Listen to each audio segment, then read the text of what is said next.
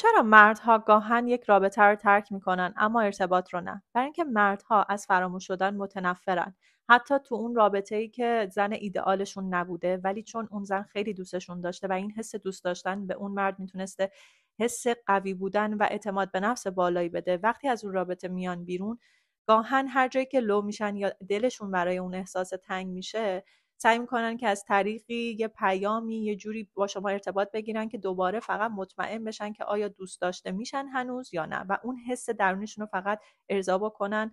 و خیلی وقتا واقعا دلشون تنگ نشده حتی برای شما، اصلا نمیخوان به رابطه برگردن و فقط میخوان اون حس قدرت طلبی و اعتماد به نفسشون رو ارضا بکنن و برن پی زندگیشون. این واقعیته.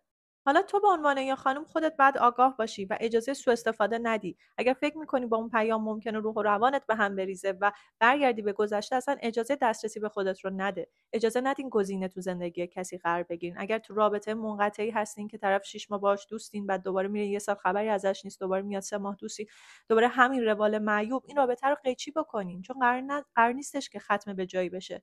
جز آسیب زدن به روحتون واقعا هیچ چیزی نتیجه‌ای نداره.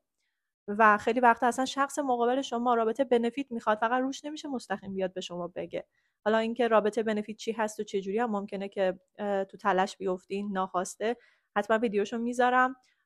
ولی قدر خودتون رو بدونین و اگر تو همچین رابطه‌ای هستین، یک بار برای همیشه در روش ببندین و